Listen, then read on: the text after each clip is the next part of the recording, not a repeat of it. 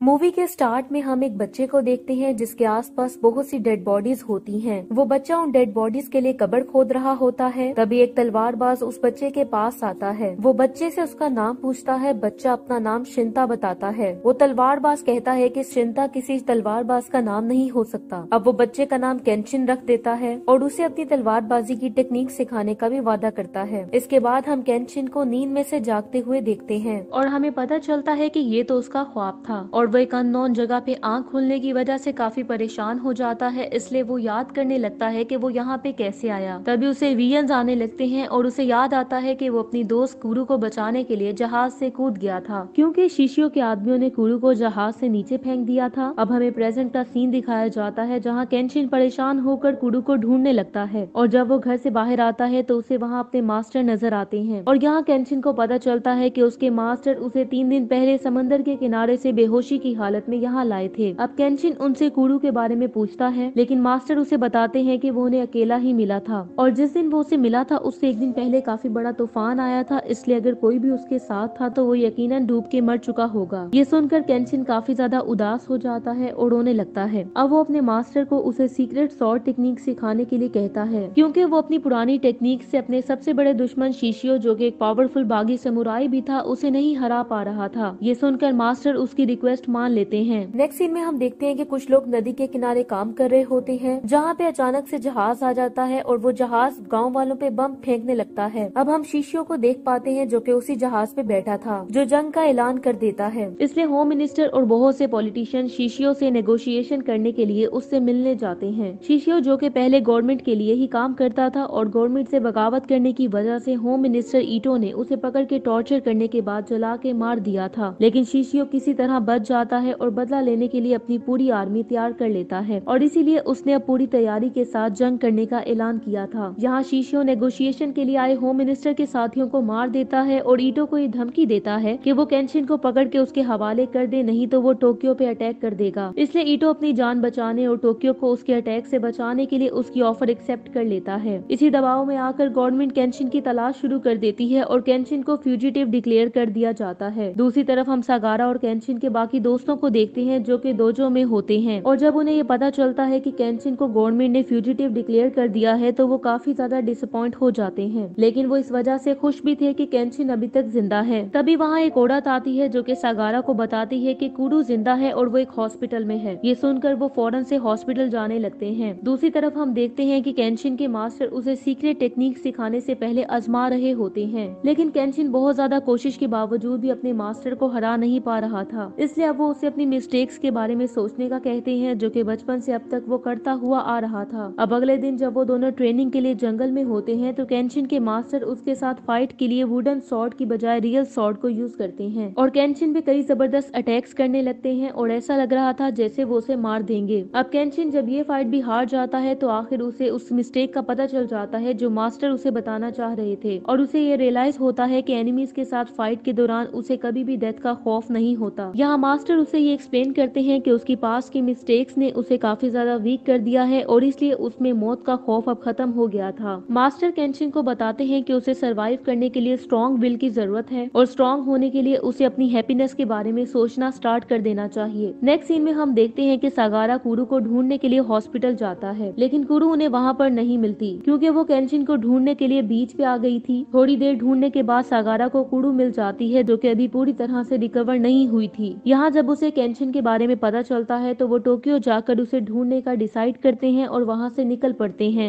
दूसरी तरफ आर्मी शीशियों से फाइट की तैयारी कर रही होती है, जबकि दूसरी तरफ केंशिन, जिसने अपने मास्टर की हेल्प से सीक्रेट फाइटिंग टेक्निक सीख ली थी, वो वहाँ से जाने ही लगता है। तभी मिसाओ उसे ढूंढते हुए किसी तरह वहाँ पहुँच जाती है और उसे कुरू के बारे में बता देती है। साथ ही वो उसे ये भी बताती है कि गवर्नमेंट ने उसे शीशियों के कहने पर फ्यूजिटिव डिक्लेयर कर दिया है ताकि वो उसे पकड़कर शीशियों के हवाले कर सके, जो कि उसे सब लोगों के सामने एग्जीक्यूट करना चाहता था। अब उनके वहाँ से जाने से पहले मास्टर केंशिन को कहते हैं कि लड़ने की चाहत ही असल तलवार होती है और वो सब लोगों को शीशियों से बचाने के लिए भी कहते हैं। नेक्स्ट सीन में जब वो लोग डोजो पहुँचते हैं तो उन्हें पता चलता है कि वो बूढ़ा आदमी अपनी जगह से गायब है। असल में वो बूढ़ा आदमी आओसी से लड़ने गया होता है जो कि केंशिन से बदला लेना चाहता था। अब वो बूढ़ा आदमी क्योंकि पूरी तरह रिकवर नहीं हुआ था, इसलिए आओसी उसे बड़ी आसानी से हरा के आगे बढ़ जाता है। तभी वहाँ केंशिन और मिसाओ भी पहुँच जाते हैं और केंशिन केंशिन को देखते ही उनमें फाइट स्टार्ट हो जाती है और एक जबरदस्त फाइट के बाद केंशिन अपने मास्टर की सिखाई हुई टेक्निक्स को यूज करते हुए आओसी को हराने में कामयाब हो जाता है। लेकिन वो उसे जान से नहीं मारता और उसे कहता है कि अगर वो बादशाही का टाइटल हासिल करने के लिए उसे दोबारा फाइट करना चाहता है तो वो उसका चैलेंज एक्सेप्ट करने के लिए तैयार है। फिर हम देख पाते हैं कि वो बूढ़ा आदमी वहीं पे मर जाता है। मिसाओ रोते हुए केंशिन को जापान की खातिर आगे बढ़ने का कहती है, जिसके बाद केंशिन वहाँ से चला जाता है और एक नाव में कुरु के दोजो की तरफ अपना सफर स्टार्ट कर देता है। नेक्स्ट सीन में हम देखते हैं कि मिसाओ आओसी को अपने घर ले आती है, जहाँ पे आओसी उसे खुद को मारकर बूढ़े आदमी का बदला लेने का कहता है, लेकिन मिसाओ ऐसा नहीं करती और उसे जिंदा छोड़ देने का फैसला करती है। दूसरी तरफ केंशिन कुरु के डोजो पहुँच जाता है और उसे वहाँ मेगुमी मिलती है, जो कि केंशिन को देख के काफी ज्यादा खुश हो जाती है और उसकी बुरी हालत को देख के वो उसे कुछ कपड़े देती है, जिन्हें पहनकर वो डोजो में कदम रखता है और अंदर आते ही उसे कुरु की बातें याद आने लगती हैं, जो कि उससे कहा करती थी कि तलवार जान लाती है। तभी अचानक से बहुत सारे पुलिस वाले केंशिन को पकड़ने के लिए वहाँ पहुँच जाते हैं। केंशिन उनसे लड़ने की कोशिश करता है लेकिन फिर रुक जाता है। केंशिन को ये एहसास हो जाता है कि उसकी जंग तो शीशियों से है, पुलिस वालों से नहीं, इसीलिए वो अपनी तलवार नीचे रख देता है और खुद को पुलिस के हवाले कर देता है, जिसके बाद सभी पुलिस वाले उसे पकड़ कर ले जाते हैं। यहाँ एक डॉक्टर शीशियों से कहता है कि तुम्हारा शरीर 15 मिनट से ज्यादा नहीं लड़ सकता, अगर 15 मिनट से ज्यादा लड़ेगा तो वो गर्म हो जाएगा और जलने लगेगा। इस बात पर शीशियो बड़ी शांत से हंसकर कहता है कि मेरे लिए 15 मिनट काफी हैं। उसके बाद केंशिन हमें पुलिस हेडक्वार्टर में दिखाया जाता है। पुलिस केंशिन को छोड़कर एक रूम में भेजती है।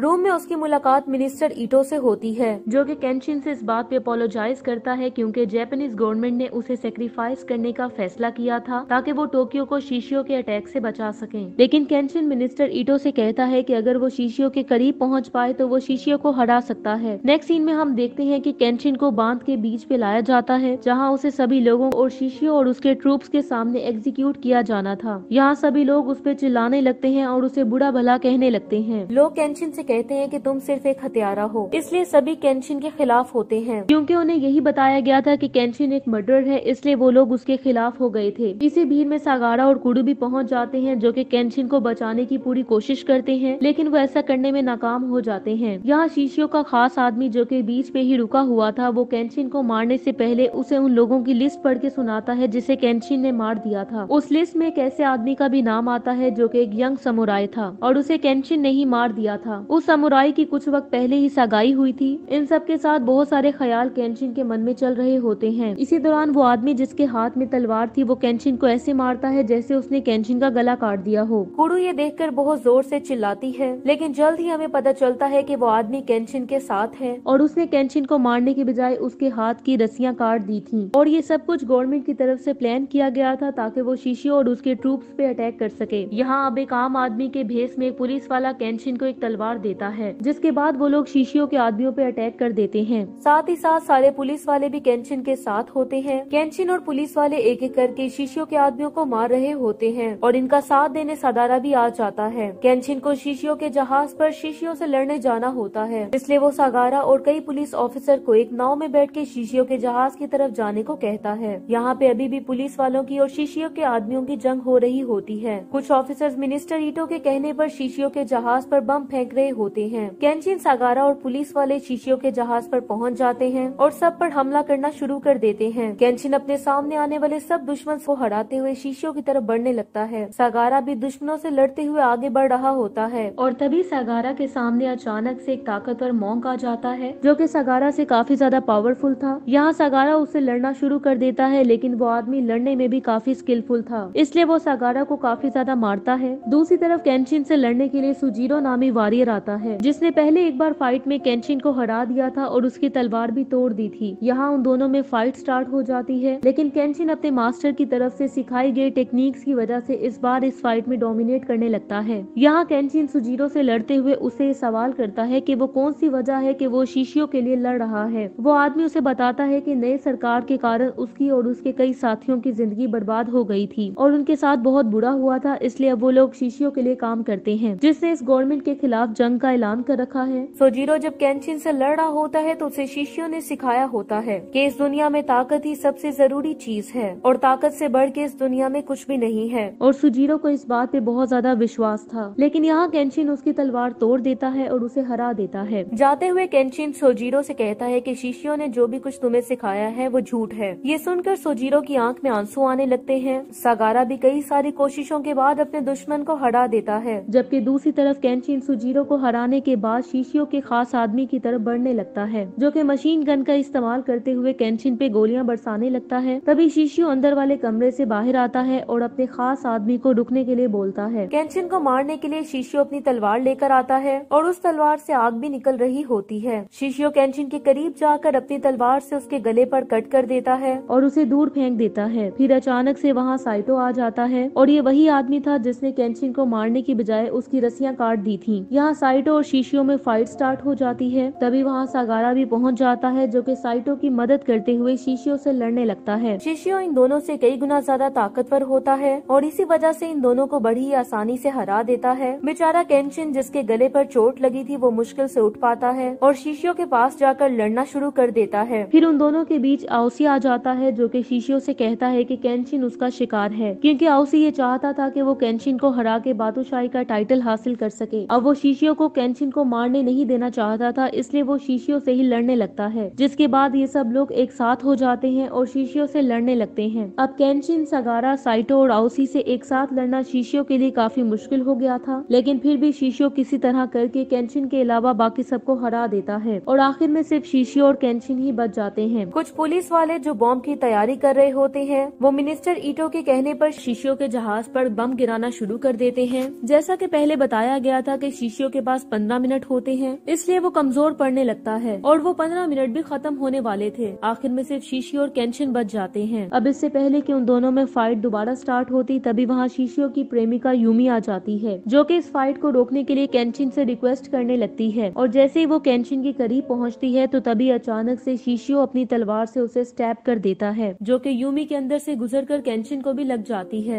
और शिशियो ने अपने दुश्मन को मारने के लिए अपने प्यार को भी कुर्बान कर दिया था। जिसके बाद वो फिर से केंशिन से लड़ने लगता है, लेकिन इस बार केंशिन उस पे भारी पड़ता है और उसे उठा के दूर फेंकता है। अब शिशियो के 15 मिनट भी पूरे हो चुके होते हैं, इसलिए वो अपनी प्रेमिका यूमी के पास जाकर बैठ जाता है। जिसके बाद शिशियो धीरे धीरे जलने लगता है। मरने से पहले वो केंशिन से कहता है कि वो नर्क में केंशिन का इंतजार करेगा। ये कहकर वो जलकर मर जाता है। जो बॉम्ब जहाज पर गिराए जा रहे होते हैं, वो पूरे तरीके से जहाज को तबाह कर देते हैं। सागारा, आओशी, केंशिन, साइटो सब बचकर नाव में आ जाते हैं। वहाँ पे कई सारे पुलिस ऑफिसर्स केंशिन का इंतजार कर रहे होते हैं, जो कि केंशिन की बहादुरी और टोक्यो को शिशियो के अटैक से बचाने में उनकी हेल्प करने के कारण उसे सलामी देते हैं। यहाँ ईटो उसे ये भी बताता है कि केंशिन को फ्यूजिटिव की लिस्ट से निकाल दिया गया है और उस पर से मर्डर का टाइटल भी हटा दिया गया है। आखिर में हमें केंशिन और कुरु बात करते हुए दिखाई देते हैं, जहाँ पे कई सारे लोग प्रैक्टिस कर रहे होते हैं। इसी के साथ ये मूवी एंड हो जाती है। Thank you so much for watching.